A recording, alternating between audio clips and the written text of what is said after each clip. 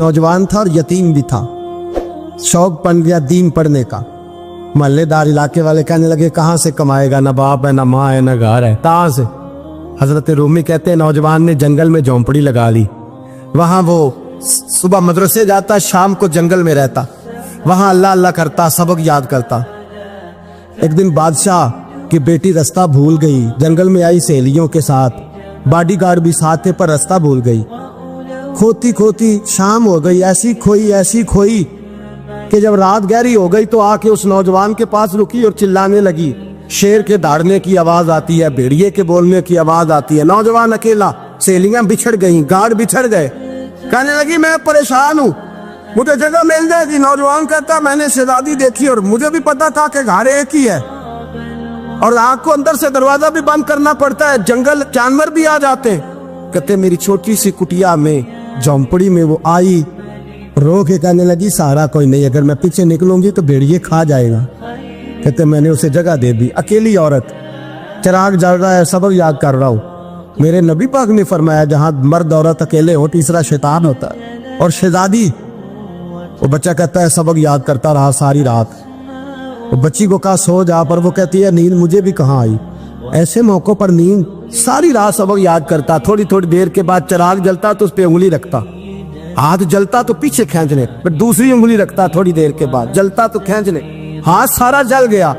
सुबह किरणें चमकी तो कहने लगा चल निकल जा, दौड़ जा, बस बड़ा सब्र का इम्तिहान हो गया, चली जा। शहजादी बाहर निकली, सिपाही ढूंढ रहे थे। बादशाह खुद जंगल में निकला हुआ था, मेरी बेटी मिल गई। बादशाह तन्हाई में जाके कहने लगा बेटा मैं दुनिया को बताऊंगा कि मेरी बेटी खोई नहीं थी, सिपाही साथ ही थे। ये बड़ा मुश्किल होता है, बेटी तो भूल के भी रात कहीं रह पड़े तो लोग जीने नहीं देते, तो बेटा मुश्किल हो जाएगा मेरे लिए। कहाँ थी? उसने कहा नेक नौजवान के पास। उसने कहा बेटा मैं तो तेरी बात मानूंगा पर दुनिया नहीं मानेगी। अगर उस नौजवान ने किसी को बता दिया कि तू उसके पास थी तो फिर लोग मेरा जीना मुहाल कर देंगे। बेटा मैं मर जाऊंगा, मेरी मजबूरी ये है कि वो कहीं राज ना उगल दे वो नौजवान, उसे कत्ल करना पड़ेगा। औरत ने मिन्नतें की, उस बेटी ने कहा मेरे मौसम को मारोगे, रोई। और वो कहने लगा मैं बादशाह हूँ, मेरा अपना वकार है, मैं उसको छोड़ नहीं सकता। गिरफ्तार कर लाए सिपाही। वक्त तय हो गया सजा का। अकेले कार कोठरी में रखा गया, जो उसके खास एतबार वाले थे उनकी ड्यूटी लगाई। बादशाह ने बुलाया, पहले बिलम आया। औरत कहने लगी, बेटी कहने लगी एक दफा तो बुलाओ ना, एक सवाल बस पर्दे में रह के पूछना है और फिर जो आपका जी चाहे, मेरे मौसम को मारना तो है, तो मर्जी आपकी। सामने खड़ा किया, नौजवान पर्दे के पीछे, औरत खड़ी हो गई। बादशाह बीच बैठ गया। बीबी कहने लगी सारी रात बेदार मैं भी रही, सोया तू भी नहीं। वो जो तू चिराग के करीब हाथ लगा के जलाता था वो समझ नहीं आई। नौजवान रो पड़ा, कहने लगा क्या करूं, मैंने रसूलुल्लाह का दीन पढ़ा है, क्या करूं, मैंने हुजूर का दीन पढ़ा है। मैंने पढ़ा है कि जानी को सबसे नीचे दोज़ख के सबसे निचले दर्जे में जलाया जाए, उसे जहन्नमियों का पीप और रेशा पिलाया जाए, कंद खिलाया जाए। ये रवायतें पड़ी हुई थी। थोड़ी थोड़ी देर के बाद शैतान मुझे कहता था बदकारी कर ले।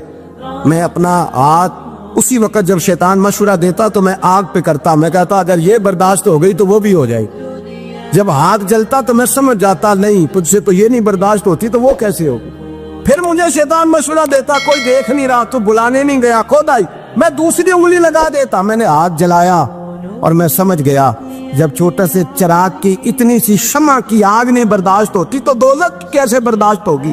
कहता मैं बाज आया।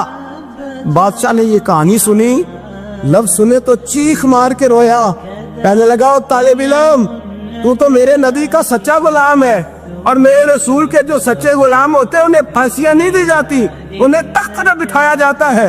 अब तुझे सजा नहीं होगी बल्कि मैं अपनी बेटी का निकाह तेरे साथ करूंगा और मेरे बाद इस सल्तनत का बादशाह भी तू ही बनेगा। अब वो नौजवान वहां नारे लगा रहा है, कहता लोगों तुम मुझे कहते थे दीन से क्या मिलता है, दीन से तो अल्लाह तख्त व ताज भी अता फरमा देता है। अगर नौजवान शर्मो हया वाले बन के रहे अल्लाह सारी इज्जतें दे देगा। देखे ना अल्लाह के फजल से इज्जत मिलती है और जब कोई इज्जतदारों जैसा काम ही ना करे। एक बात और अर्ज करनी है पर वक्त थोड़ा रह गया। जवानों मैं ना जब कभी परेशान होता हूँ ना तो मैं ये वाली बात खोल के पढ़ता हूँ वाला, ये बात ढारस बनाती है। ढारस तवानाई देती है, पूरा मजमून बांधा है। आला हजरत कहते हैं बहरूपिया था, मदारी, रूप बदल बदल के दिखाया करता था, बादशाहों से इनाम लेता था। एक दिन औरंगजेब आलमगीर के पास आ गया, कहने लगा मैं रूप बदलूंगा, अगर आप पहचान ना सके तो मैं इनाम लूंगा। आपने फरमाया मैं कोई ऐसे वैसा बादशाह नहीं, कहा मुझे धोखा देना मुश्किल है, कहा नहीं मैं रूप बदलूंगा। हजरत औरंगजेब आलमगीर बड़े नेक बादशाह गुजरे, बड़े परहेजगार। वो बेरूपिया कहने लगा मैं रूप बदलूंगा, आप नहीं पहचान सकेंगे। फरमाया चल जितना तेरे अंदर जोर है लगा ले।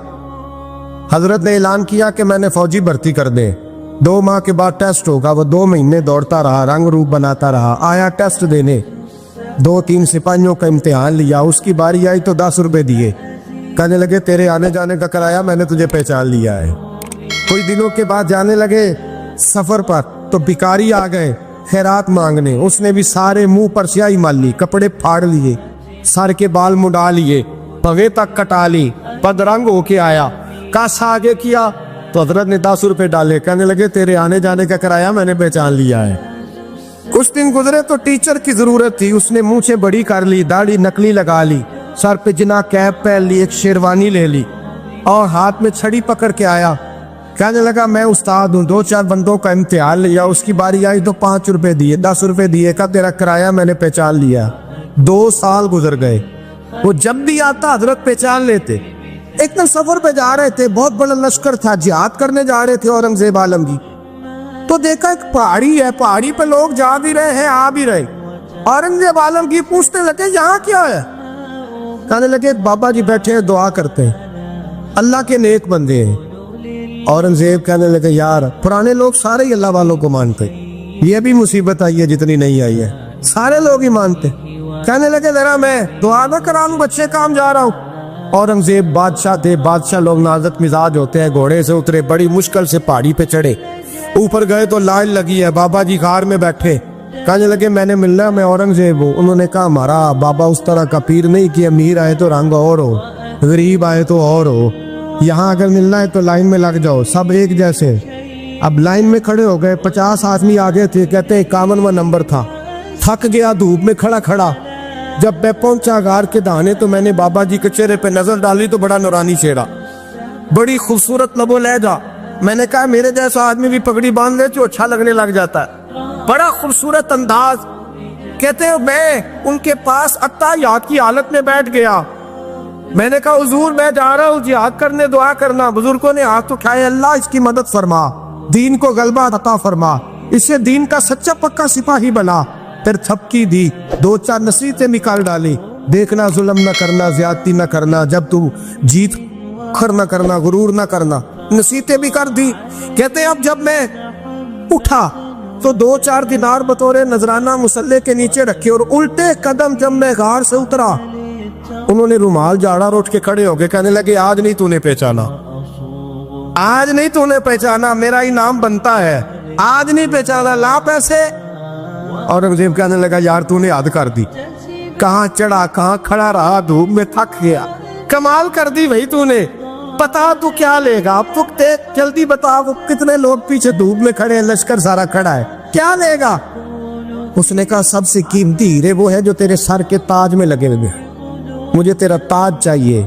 ओ भाइयों सुनना और याद रखना, मेरे आला हजरत कहते हैं बादशाह ने सर के ऊपर से ताज उतारा, बहरूपिये के कदमों में रखा और कहने लगे ये ले, और ये तो तेरा मांगने पर मैंने दिया है ना, मैं वापस आता हूँ तो आना, मैं अपनी मर्जी से भी तुझे दूंगा।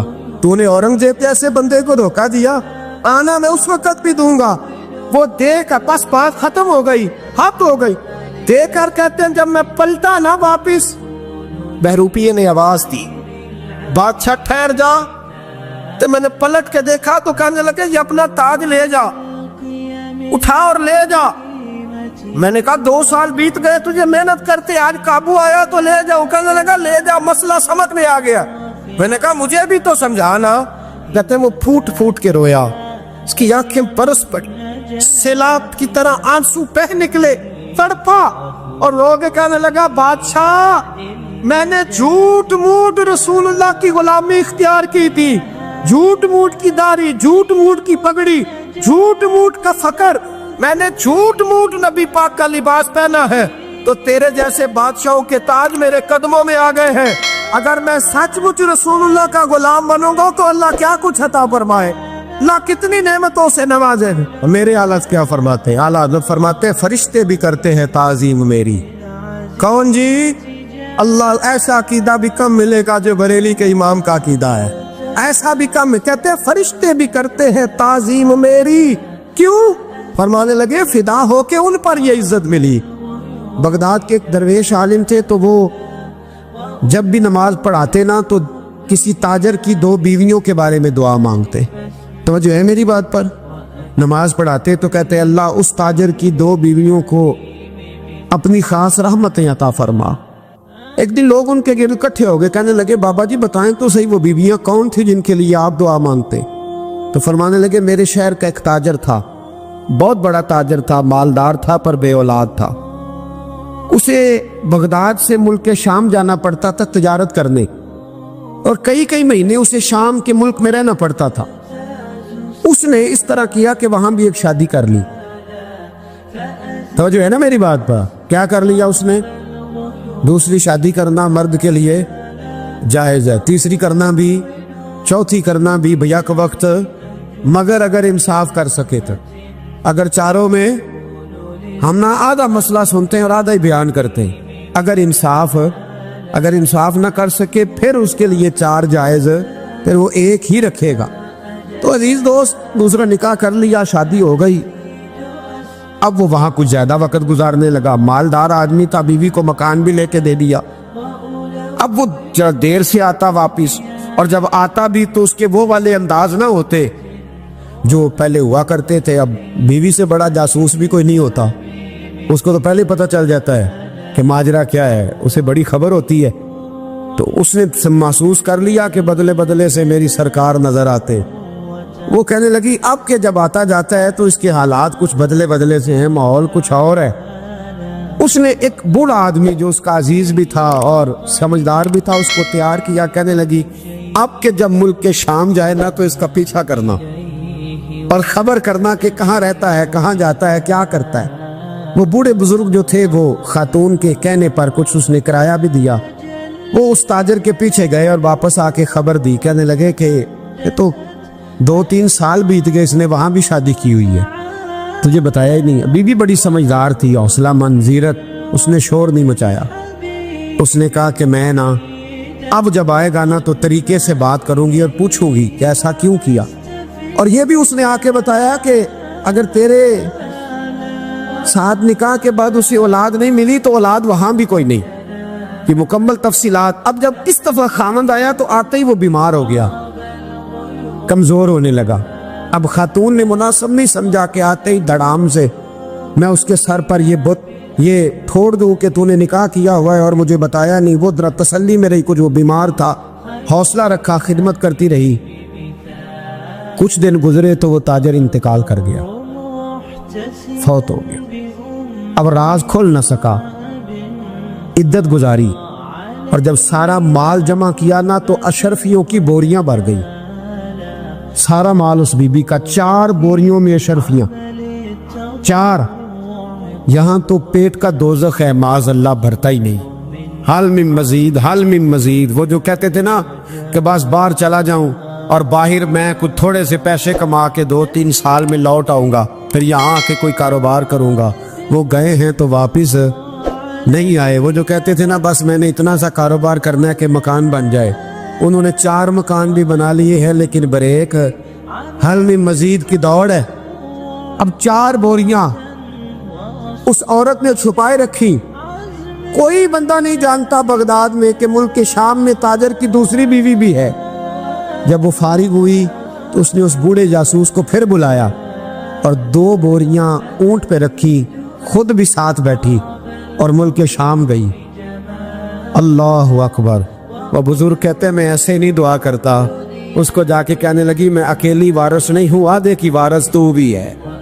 मैं अकेली वारिस नहीं, ये तक़सीम विरासत है, आधी की वारिस तू भी है। तो रख अपने पैसे, मुझे पता है उसने निकाह किया था पर मुझे बताया नहीं था, तो रख अपने पैसे, मैं तुझे दे रही हूँ, आधे तेरे हैं आधे मेरे हैं। उसने नजर उठाई तो रो पड़ी, कहने लगी नहीं अब ये सारे तेरे ही हैं। اگر تو اللہ سے ڈرتی ہے تو میں بھی رب سے ڈرتی ہوں، اگر تو مصطفیٰ کریم کا کلمہ پڑھتی ہے تو میں بھی اسی نبی کی ماننے والی ہوں۔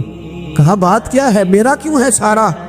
تو وہ خاتون کہنے لگی وہ 2 سال 3 سال سے میرے ساتھ نکاح تھا اور اس نے بتایا تھا مجھے کہ میری بیوی بھی ہے، اور میں غریب تھی تو میرے والدین کو بھی بتایا تھا کہ میری دوسری شادی ہے۔ یہ مکان اس نے مجھے لے کے دیا تھا، میرے تمام اخراجات وہ پورے کرتا تھا، نان و نفقہ کا خیال رکھتا تھا، لیکن اب کہ جب وہ آیا تو وہ بیمار تھا۔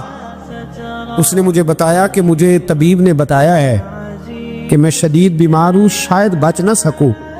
تو کہنے لگی وہ مجھے کئی لاکھ روپے بھی دے گیا اور جاتے دفعہ مجھے طلاق بھی دے گیا، فارغ کر گیا۔ کہنے لگا تو جہاں چاہے میرے بعد نکاح کر سکتی ہے، اور کہنے لگا میں چاہتا تھا پہلی بیوی کو بتا دوں، موقع نہیں بنا اور اس کا دل نہ ٹوٹے، بتا نہیں پایا، لہذا وہ مجھے ڈھیر سارے پیسے دے چکا ہے، سارا میرا حصہ مجھے پہلے سے دے چکا ہے۔ میری بہن اب یہ 4 بوریوں میں سے 2 میری نہیں بلکہ 4 کی 4 ہی تیری ہے، تو ہی اس کی حقدار ہے۔ تو بزرگ کہتے ہیں مجھے بتاؤ جن کے اندر اس قسم کے تقوی کی جھلک ہو ان کے لیے ہر نماز کے بعد دعا مانگنی چاہیے کہ نہیں مانگنی چاہیے؟ حضرت عمر کے زمانے میں نا ایک نوجوان تھا، نیک تھا، مسجد جایا کرتا تھا رات کو۔ تو مسجد جا رہا تھا تو رستے میں ایک عورت نے دعوت گناہ دی، ابن عساکر نے اس کو لکھا ہے۔ تو نوجوان تھا، خواہشات تھی، کچھ طبیعت مائل ہو گئی، ابھی ادھر جا ہی رہا تھا کہ کسی نے آیت پڑھ دی والی من خاف مقام ربی جنتان، جو رب کے سامنے کھڑے ہونے سے ڈرے گا اللہ 2 جنتیں دے گا۔ واقعی ڈر گیا، وہ واقعی ڈر گیا، اتنا ڈرا کہ بے ہوش ہو کے گر پڑا۔ بیماری سے لوگ بے ہوش ہوتے ہیں، پیسے ڈوب گئے بے ہوش ہوتے ہیں، بچے کے غم میں بے ہوش ہوتے ہیں۔ سچ بتاؤ کبھی خوف خدا سے بھی بے ہوش ہوتا کوئی دیکھا ہے؟ ہمارے ہاں تو روز مرہ ہی نہیں ہے بھائی، اور بڑی باتیں ہیں بے ہوش ہونے کی، ڈرنے کی، غش کھانے کی۔ بے ہوش ہو کے گر پڑا، بوڑھے باپ کو کسی نے بتایا بچہ بے ہوش پڑا ہے، اٹھا کے گھر لائے، گھر لا کے کہا بیٹا کیا ہوا؟ نوجوان ہے، چڑھتی جوانی ہے پر پاکیزہ بڑی ہے۔ کہنے لگا ابا جی گناہ کی طرف چلا گیا تھا پر میں نے آیت سن لی جو اللہ کے سامنے کھڑے ہونے سے ڈرے گا رب 2 جنتیں دے گا، میں ڈر گیا تھا، رب واقعی 2 جنتیں دے گا۔ باپ رو پڑے، ابا جی کی آنکھوں میں آنسو آئے اور کہا پتر اللہ بڑا مہربان ہے، اس کے وعدے سچے ہیں، واقعی 2 جنتیں دے گا۔ اس نے پھر ایک چیخ ماری اور اس طرح کی ماری کہ اس کی روح ہی پرواز کر گئی، روح ہی پرواز کر۔ کشتگانے خنجر تسلیم را، عشق کی خنجر سے قتل ہو گئے لوگ۔ صبح حضرت عمر کو پتہ چلا کہ انہوں نے تو رات جنازہ بھی پڑھ دیا، تدفین بھی کر دی۔ جناب عمر فرمانے لگے اتنا نیک نوجوان خوف خدا سے دنیا سے چلا گیا، مجھے کیوں نہیں بلایا میں جنازہ پڑھتا؟ فاروق اعظم فرما رہے ہیں میرا شوق تھا میں اس کا جنازہ پڑھتا۔ کہ حضور آپ کو تکلیف نہیں دی؟ فرمایا بتاؤ قبر کہاں ہے؟ تے کامل پیر اونا دے باہو قبر جنا دی جیوے۔ حضرت فاروق اعظم قبر پہ تشریف لے گئے اور کھڑے ہو کے فرمانے لگے نوجوان مجھے امید ہے میرے رب نے تجھے 2 جنتیں دی ہوں گی۔ ابن عساکر کھول کے دیکھو تاریخ بغداد نے کیا لکھا ہے۔ حضرت سیدنا فاروق نے فرمایا امید ہے 2 جنتیں دی ہوں گی، قبر کے اندر سے بولا کامل پیرو نہ دے باہو قبر جنا دی جیوے، قبر کے اندر سے بولا۔ کہنے لگا حضور امید والی بات نہیں، رب کے وعدے سچے ہیں، اس نے واقعی مجھے 2 جنتیں عطا فرمائی، 2 جنتیں دی ہیں، میں نے اپنے مالک کو راضی پایا۔ ہمارے صوفیاء تصوف میں ایک جملہ بولتے ہیں کہ تیرا تو فقر فقر بوزر ہے، یعنی جن کو صحیح درویش کہتے ہیں نا، صحیح درویش۔ مولا علی شیر خدا رضی اللہ تعالیٰ عنہ فرمایا کرتے 2 ہی تو بندے ہیں جو رب کے رستے میں کسی شے کی پرواہ نہیں کرتے۔ حضور کون سے؟ فرمایا ایک ابو ذر غفاری ہے اور دوسرے علی المرتضیٰ ہے۔ مولا علی فرمایا کرتے یہ نا مسلمانوں میں سے چوتھے یا 5ویں مسلمان ہیں، شروع سے ایک سلیم الطبع آدمی، کچھ لوگ طبعاً بڑے نفیس ہوتے ہیں، طبعاً اللہ کی طرف سے شروع سے ہی ان کا جو قبیلہ تھا بنو غفار وہ راہزنی کرتا تھا، لوگوں کو لوٹ لیتا تھا۔ شروع میں یہ کام کیا، لیکن جب کچھ لوگوں کی چیخیں کانوں میں گئیں تو چھوڑ دیا، فرمایا نہیں یار طبیعت نہیں مانتی، اور نبی پاک کا کلمہ پڑھنے سے پہلے ہی بتوں کی پوجا چھوڑ کے رب کی عبادت شروع کر دی۔ لوگ پوچھا کرتے تھے آپ عبادت تو کرتے تھے پر منہ کدھر کرتے تھے؟ فرماتے تھے جدھر وہ کرا لیتا تھا کر لیتے تھے۔ کسی نے انہیں بتایا کہ مکے میں ایک شخص ہیں جنہوں نے اعلان نبوت کیا ہے، آپ کی طرح کی باتیں کرتے ہیں۔ انہوں نے اپنے بھائی کو بھیجا، ان کا نام انیس تھا، پتہ کر کے واپس آئے، بھائی کہنے لگے ابو ذر ان کا نام جندب ہے، اصل میں ذر ان کے بیٹے کا نام ہے اور کنیت سے زیادہ معروف ہیں، ابو ذر غفاری کہلاتے ہیں۔ فرماتے ہیں کہ بھائی نے آ کے بتایا کہ وہ نیکی کا حکم دیتے ہیں، برے کاموں سے منع کرتے ہیں، صلہ رحمی کا پیغام دیتے ہیں، لیکن لوگ سارے مخالف ہیں۔ یہ چیز بھی بڑی کاؤنٹ ہوتی ہے، اسے نہ کاؤنٹ کیا کریں۔ لوگوں کی ترجیحات بدلتی ہیں، صبح کچھ، دوپہر کچھ، شام کچھ، اسے نہ کاؤنٹ کریں۔ انہوں نے اس بات کو کاؤنٹ کر کے بتایا کہ لوگ ان کے جو ہے نا وہ مخالف ہیں سارے۔ تو حضرت ابو ذر غفاری کہنے لگے مجھے تسلی نہیں ہوئی، میں خود جا کے پتہ کروں گا۔ کہتے ہیں مکہ شریف آیا تو کسی ایسے آدمی سے پوچھ بیٹھا، میں تو کچھ اور سمجھا تھا، وہ کچھ اور نکلا۔ مکے والوں نے بڑا مارا، مکے پہنچ کے پہلی جو چیز ملی وہ مار کھانے کی تھی۔ اب میں ڈرتے کسی سے پوچھتا ہی نہ، بھوک بھی بڑی تھی، رہنے کو جگہ نہیں تھی، حرم شریف میں لیٹا رہتا تھا۔ میرے نصیب دیکھو، مجھے ایک شخص نے نہ آ کے ہلایا، کہنے لگے اگر مناسب سمجھے تو میں آپ کو دیکھ رہا ہوں کافی دیر سے، آپ کوئی پردیسی ہیں، آپ کا اپنا مہمان نہ بنا لوں؟ تو میں نے کہا آپ کا کیا نام ہے؟ کہنے لگے میرا نام ہے علی ابن ابی طالب۔ کہتے ہیں مولا کائنات گھر لے گئے، کھانا بھی کھلایا، جگہ بھی دی، سونے کو خدمت بھی کی، لیکن چونکہ میں تو پہلے ایک سے پوچھ کے مار کھا بیٹھا تھا، میں نے پوچھا نہیں میں کدھر آیا ہوں۔ رات رہے، اگلی رات بھی رہے، لیکن میں نے بتایا نہیں میں کس کام آیا ہوں۔ حضرت ابو ذر غفاری رضی اللہ تعالیٰ عنہ کہتے ہیں خود ہی مولا علی نے پوچھا بتا سکتے ہو کیسے آئے ہو؟ میں نے کہا راز رکھ لو گے؟ فرمایا بڑا کشادہ سینہ دیا رب نے مجھے۔ تو بات تو کہنے لگے یار میں تو محمد مصطفیٰ کی زیارت کرنے آئے صلی اللہ تعالیٰ علیہ وسلم۔ یہ بے نیاز لوگوں میں سے ہیں حضرت سیدنا ابو ذر غفاری۔ میں حضور کی زیارت کے لیے ہوں۔ حضرت علی کہنے لگے سویرے لے چلوں گا۔ انسان بزدل نہیں ہوتا، ہر انسان بزدل نہیں ہوتا، اور بلا وجہ ٹکراؤ کی پالیسی بنا لینا یہ بھی سیانے لوگوں کا کام نہیں۔ حکمت کے تقاضوں کے مطابق چلنا یہ بھی دلیر لوگوں کا کام ہوتا ہے۔ حضرت مولا علی کہنے لگے صبح لے کے چلوں گا، پر حالات ٹھیک نہیں، شرارتی لوگ ہر جگہ ہوتے ہیں۔ اگر کوئی شرارتیوں کا ٹولہ ملا نا جو کھڑا ہوگا جاسوسی کرنے کے لیے کہ حضور کی طرف کون کون جا رہا ہے، تو میں نیچے جھکوں گا جوتے کا تسمہ ٹھیک کرنے کے لیے، لیکن آپ نے نہیں کھڑے ہونا، آپ نے چلتے رہنا ہے تاکہ کسی کو شک نہ ہو۔ کہتے اس ترتیب سے حضرت علی مجھے لے کے گئے، میں حضور کی بارگاہ میں پہنچا۔ مولا علی کہتے ہیں بڑے بڑے لوگ سوال کرتے تھے، پر یہ شروع سے سلیم الطبع تھے، مجھے کہہ لینے دینا، انہوں نے ماننا ہوتا ہے، وہ لمبے سوال کرتے ہی نہیں۔ مان جو لیا تو لمبے سوالوں کی ضرورت ہی کوئی نہیں۔ کہتے ہیں لوگ بڑے بڑے سوال کرتے تھے، پر ابو ذر نے 2-3 باتیں پوچھی اور آگے جا کے کہنے لگے حضور ہاتھ بڑھائیں، مجھے کلمہ پڑھائیں۔ نبی پاک صلی اللہ علیہ وسلم نے کلمہ پڑھایا، فرمایا باہر جا کے نا ابھی ذکر کرنا کہ تم مسلمان ہو گیا، یہ ماریں گے۔ عرض کی حضور انہیں مارنے دے، میں آیا بھی مار کھا نہیں ہے، انہیں مارنے دے نا۔ پڑا فلک کو کبھی دل جلوں سے کام نہیں، دال دل بھی نے کہا تھا پڑا فلک کو کبھی دل جلوں سے کام نہیں، اور جلا کے راکھ نہ کر دوں تو داغ نام نہیں۔ ماری تو کھانے آئے ہیں، مارنے دے، کرنے دے زور جتنا لگانا ہے لگانے دے۔ باہر جا کے اعلان کیا، مکے والوں نے مارا، اتنا مارا کہ بے ہوش ہو گئے۔ پھر کسی نے بتایا کہ تم نے گزرنا بھی ہے ان کے علاقے سے، بنو غفار سے، پھر ان کا پتہ بھی ہے یہ لوگ بڑے سخت ہیں۔ پھر چھوڑا۔ تپن بڑے جلالی تھے، زاہد مزاج تھے، فرماتے تھے کہ جو تمہاری ضرورت سے زیادہ ہے وہ سارا صدقہ کرو۔ کنز کے معاملے میں ان کا رویہ یہ تھا، صرف حضرت صدیق اکبر کو کچھ نہیں کہا انہوں نے، باقی حضرت عمر جیسے آدمی کو بھی کھڑا کر کے کہہ لیتے تھے یہ مال کیوں رکھا ہوا ہے خزانے میں، بانٹتے کیوں نہیں سارا؟ اور جناب عثمان غنی رضی اللہ تعالیٰ عنہ کے ساتھ تو باقاعدہ کئی دفعہ اس موضوع پر گفتگو کی۔ وہ کہتے تھے کہ جب اللہ کہتے ہیں قرآن میں کہ مال دولت جمع نہیں کرنی، تو وہ جو لوگ تھے وہ بھی بڑی شانوں والے تھے. وہ کہتے تھے کہ اللہ نے جب زکوٰۃ فرض کی تو مال جمع ہوتا ہے تو زکوٰۃ فرض ہوتی ہے نا. جب فطرانے کا کہا تو مال ہوتا ہے تو فطرانہ آتا ہے نا. تو آپ جو کہہ رہے ہیں وہ ٹھیک ہے، پر آپ اعلیٰ بات کر رہے ہیں تقوی کی، سارا بانٹو. تو حضرت ابو ذر غفاری کہتے تھے چلو ٹھیک ہے تمہاری بھی بات مان لیتا، پر یہ بتاؤ مدینے والے کا اپنا طریقہ کیا ہے؟ کہ بھئی حضور کا طریقہ تو وہی ہے جو آپ بتا رہے ہیں. تو فرمانے لگے پھر اس رستے نہ چلے جو رستہ مدینے والے رسول کا ہے.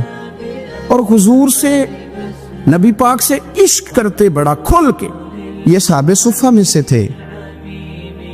کلمے پڑھنے کے بعد چونکہ طبیعت جلالی تھی تو حضور نے بھیج دیا، فرمایا واپس جاؤ اپنے قبیلے میں تبلیغ کرو. واپس گئے، بھائی کو مسلمان کیا، والدہ کو مسلمان کیا، قبیلہ سارا مسلمان کیا، وہیں رہے. ہجرت مدینہ کے بعد آئے تبوک کے موقع کے قریب، اور حضور نے صحابہ صفہ میں رکھ لیا. نوکری کرتے مدینے والے رسول کی، دلیر آدمی تھے، بڑا قبیلہ تھا، پر ڈیوٹی کرتے، ڈیوٹی خدمت کرتے. ایک بیٹا تھا زار اس کا نام تھا، اس کی ڈیوٹی لگائی تم نے میرے نبی پاک کے اونٹ چرانے. ڈاکو آئے تو صاحبزادہ اونٹوں کی، اونٹنیوں کی حفاظت کرتے شہید ہو گیا. اور یہ انوکھا بندہ ہے جس نے شرط لگائی تھی کہ میں نے کالی سیاہ رنگ کی عورت سے شادی کرنی. انوکھا بندہ ہے. ایک بیٹی تھی، ایک بیٹا، بیٹا شہید ہو گیا. بیوی سے کہا تم نے نبی پاک کے گھر میں خدمت کرنی ہے، حضور کے گھر والوں، اور میں نبی پاک کی نوکری کروں گا. حضور کی خدمت کرتے، ہر وقت خدمت میں رہتے. اور حضور جب آتے نا، صحابہ صفہ میں یہ شامل تھے جو لوگ دین سیکھتے، حضور جب آتے تو سب سے پہلے آ کے حضرت ابو ذر غفاری کا پوچھتے، بلائیں. اور جب بات کرتے حضور تو بار بار ان کو مخاطب کر کے بات کرتے. حضرت ابو ذر غفاری رضی اللہ تعالیٰ عنہ کا نبی پاک سے اتنا پیار کہ ہماری بھی مشکل حل کر دی.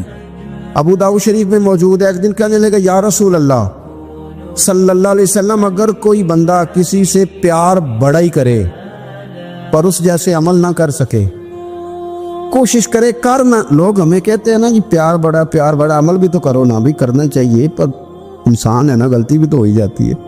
اب ہم عمل نہیں کر سکتے تو تم ہمیں پیار بھی نہیں کرنے دو گے؟ مہربانی کرو، پیار تو کرنے دو نا. حضرت ابو ذر غفاری نے کہا، ابو داؤد شریف میں موجود ہے، یا رسول اللہ صلی اللہ تعالیٰ علیہ وآلہ وسلم، حضور پیار بڑا کرے پر ان جیسے عمل نہ کرے تو حکم کیا ہے؟ تو حضور نے فرمایا پیار سچا کرے، اللہ قیامت کے دن جس سے محبت کرے گا نا اس کے ساتھ ہی دونوں کو اکٹھا فرما دے گا. تو حضرت ابو ذر نے فوراً کہا، حضور پھر مجھے آپ سے بھی بڑا پیار ہے، رب سے بھی بڑا پیار ہے. فرمایا فکر نہ کرنا، جنت میں اکٹھے ہی جائیں گے. اتنی محبت رسول پاک کی ذات کے ساتھ. حضور کی نوکری کرنا. ایک دن خدمت کرتے کرتے سو گئے. حضور مسجد میں آئے پتہ کرنے کہ ابو ذر آرام کر رہا ہے. یہ بھی مزہ ہوتا ہے، خیال رکھنا اپنے درویشوں کا، کیا کھایا کیا پیا، کہاں سوئے. حضور رات کو آئے، یہ سوئے ہوئے. فرماتے حضور نے میرا انگوٹھا ہلایا، میں اٹھ کے بیٹھ گیا، حضور بھی میرے پاس بیٹھ گئے. اور میں ابو ذر بڑا پیار کرتے ہو، سونے آپ کو پتہ ہی ہے. کہ یار تو بڑی نوکری کرتا ہے، ایک دن وہ بھی آئے گا جس دن تجھے میری مسجد اور میرے شہر سے جانا پڑے گا، پھر کیا کرو گے؟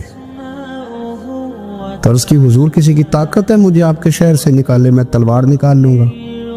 نبی پاک نے فرمایا تلوار نہ نکالنا، جہاں تمہیں بھیجا جائے چپ کر کے چلے جانا. حضور کب تک؟ فرمایا جب تک اللہ تیری اور میری ملاقات نہیں کرا دیتا، یعنی وصال تک. یہ واحد شخص ہے کہ حضور کے وصال ظاہری کا وقت آ گیا تو فرمایا کوئی میرے ابو ذر کو بلاؤ. جب یہ آئے تو حضور لیٹے ہوئے تھے، یہ جھکے نبی پاک کی طرف، حضور میں حاضر ہو تو حضور نے پکڑ کے سینے کے ساتھ لگا لی. میرے رسول پاک صلی اللہ علیہ وسلم کی خدمت میں ایک دفعہ عرض کرنے لگے، حضور مجھے صوبے کا گورنر بنا دے. تو نبی پاک نے فرمایا ابو ذر میں عہدے پسند نہیں کرتا، تو تمہیں بھی میں کہتا ہوں عہدہ نہ لینا، تمہیں بھی کہتا ہوں عہدہ نہ لینا. فرمایا ابو ذر میں جو چیز اپنے لیے پسند کروں گا تمہیں بھی اسی کا مشورہ دوں گا. تم بندے اچھے ہو پر یہ کام تمہارے بس کا نہیں ہے. بڑے زاہد آدمی میرے رسول کریم صلی اللہ تعالیٰ علیہ وآلہ وسلم نے ان کے بارے میں فرمایا جس طرح نبیوں میں حضرت عیسیٰ علیہ السلام ہوئے. حضرت عیسیٰ دیکھیں نا، انبیاء میں اللہ تعالیٰ نے ہر قسم کی عظمت نبیوں کو دی. جناب سلیمان علیہ السلام کا تو تخت بھی ہوا میں اڑتا تھا، جن تک تابع دار تھے. اور نبیوں میں حضرت عیسیٰ بھی ہیں جن کے پاس گھر بھی کوئی نہیں، شادی بھی کوئی نہیں کی، اینٹ سرانے رکھ کے تکیہ بناتے. ایک ان کے پاس کنگھی تھی اور ایک پیالہ تھا. دیکھیے جو بندہ نیک ہو نا وہ بھی نیک ہیں, اللہ کے نبی ہیں. آپ اپنا تقوی مسلط نہیں کریں گے, جو وہ کر رہے ہیں وہ بھی مخلص ہو کے کر رہے ہیں. حکومتیں جو چلانی ہیں تو وہ کس نے چلانی ہے؟ اگر نیک بندے نہیں آئیں گے تو غلط لوگ آئیں گے, قوموں پہ ظلم کریں, وہ بھی اپنی جگہ ٹھیک ہے. لیکن یہ جو کر رہے ہیں یہ بات بھی اپنی جگہ بالکل ٹھیک ہے. ہم پتہ کیا کرتے ہیں, ہم چیزوں کو مسلط کرتے ہیں, ایک دوسرے پر مسلط نہیں کرے چیزوں کو. آپ جو کر سکتے ہیں, جو رستہ آپ کو صحیح لگتا ہے اختیار کر لیں. یہی تو ہمارے دین کا حسن ہے, یہ سارے رستے واضح کر کے ہمیں دکھاتا ہے. حضرت عیسیٰ علیہ السلام نے ایک دن دیکھا کہ ایک بندہ نا انگلیوں کے ساتھ اپنے بال سیدھے کر رہا ہے, تو آپ نے فرمایا یار کنگھی کے بغیر بھی کام چل سکتا ہے, کنگھی بھی خیرات کر دی. دیکھا ایک بندہ ہاتھ کا تکیہ بنا کے لیٹا ہے, تو فرمایا اینٹ بھی دے دو کسی کے کام آ جائے. ایک دن دیکھا کہ ایک بندہ نا یوں چلو میں پانی پی رہا ہے, فرمایا پیالہ بھی رہنے دو, اس کے بغیر بھی کام چل ہی جاتا ہے. جناب عیسیٰ کا یہ زہد تھا. میرے نبی پاک علیہ السلام نے فرمایا جس نے جناب عیسیٰ کا زہد دیکھنا ہو وہ میرے ابو ذر غفاری کو دیکھے, ان کو دیکھے. یہ دنیا میں جناب عیسیٰ کے زہد کے مطابق چلتے پھرتے ہیں. ساری زندگی دولت کو, مال کو پسند نہیں کیا. جہاں رہتے تھے ایک گورنر صاحب نے 300 دینار تحفے میں بھیجے. تو ایک ہوتا ہے نا بندہ کہتا نہیں نہیں ضرورت نہیں. اور حضور سید عالم صلی اللہ علیہ وسلم نے حضرت عمر سے فرمایا تھا جو خود بخود آ جائے وہ قبول کر لو اللہ کی طرف سے. لیکن ان کا رنگ فقیری والا تھا اور تھوڑا انوکھا تھا. 300 دینار آئے تو فرمانے لگے اسے جا کے کہو تمہیں کوئی اور بندہ نہیں ملا دھوکہ دینے کے لیے, میرے گھر ہی مال بھیج دیا ہے. فرمانے لگے میرے پاس گدھا ہے سواری کرنے کے لیے, میرے پاس بکریاں ہیں دودھ پینے کے لیے, میرے پاس ایک چادر اضافی ہے سامان میں سے. میں تو ڈرتا ہوں کہ رب کہیں اس چادر کے بارے میں سوال نہ پوچھ لیں, اور تم ہو کہ میرے پاس یہ لے کے آئے ہو. حضرت عثمان غنی کے پاس جا کے کہا کرتے کتنا لوگوں کے پاس پیسہ آ گیا ہے, ہر بندے کے گھر میں مال ہے, یہ کیا ہو رہا ہے, لوگوں سے کہیں خرچ کریں غریبوں پہ. عثمان غنی فرمانے لگے تمہیں تو خوش ہونا چاہیے کہ میرے دور میں لوگ خوشحال ہو گئے. آپ فرمانے لگے نہیں, وہ والا رنگ زیادہ بہتر ہے جو مدینے والے نے اختیار فرمایا, کیونکہ کچا رنگ للاری والا چڑھدا تے لیندا رہندا عشق تیرے دا رنگ محمد, جدوں چڑھ جائے پھر نہیں لیندا.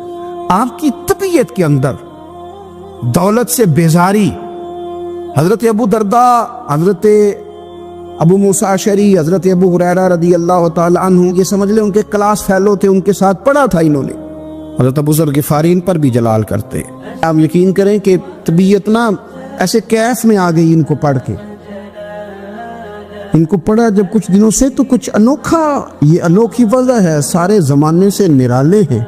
یہ بندے کون سی بستی کے یار اب رہنے والے ہیں, یہ کس طرح کے لوگ ہیں, کیا سوچ ہے. حضرت ابو درداء رضی اللہ تعالیٰ عنہ کے گھر کے قریب سے گزرے تو حضرت ابو درداء مکان بنا رہے تھے. کیا جملہ کہا, تڑپ گئی روح. فرمانے لگے ابو درداء تجھ سے مجھے یہ امید نہیں تھی یار. فرمایا کیا ہوا؟ فرمانے لگے اب تیرا مکان بنانے کے لیے بھی اللہ کے بندوں کی پشتوں پر اینٹیں رکھی جائیں گی. تیرا مکان بنانے کے لیے رب کے بندوں کی پشتوں پر اینٹیں تیرے لیے. حضرت ابو درداء نے گردن جھکا لی. فرمایا یار جہاں تو ہے نا تو بالکل ہی ٹھیک کہتا ہے. کیوں؟ میرے نبی پاک صلی اللہ علیہ وسلم نے فرمایا اس زمین کے اوپر اور آسمان کے نیچے ابو ذر غفاری سے سچا بندہ کوئی نہیں, ان سے زیادہ سچا کوئی نہیں. فرمایا تو ٹھیک کہتا ہے یار, صحیح کہتا ہے. حضرت ابو موسیٰ اشعری رضی اللہ تعالیٰ عنہ کو گورنر بنا دیا گیا عراق کا. اب حضرت ابو موسیٰ اشعری صحابہ میں ایک بڑے جلیل القدر صحابی ہے, اور ان کی عظمتیں, رفعتیں, بلندیاں کیا کہنا, بڑی گہری دوستی تھی. لیکن جب وہ گورنر بن گئے نا تو آپ نے فرمایا بس بھئی اب تو نے عہدہ لے لیا ہے, یہ بندے کو ٹھیک نہیں رہنے دیتی تھی, اب تو عہدے میں چلا گیا. بڑی مدت کے بعد ملاقات ہوئی حضرت ابو موسیٰ اشعری کے ساتھ. وہ دوڑ کے آئے حضرت ابو ذر غفاری کے گلے ملنے, میرا بھائی میرا بھائی. فرمایا پیچھے ہٹ جا, میں نہیں تیرا بھائی, تو گورنر ہے, میں غریب آدمی ہوں, اپنا کام کر. پھر دوڑ کے آئے. فرمایا ابو ذر تو میرا بھائی ہے یار, اکٹھے پڑھتے تھے حضور. فرمایا نہیں جا, تو نہیں میرا بھائی. پھر آئے.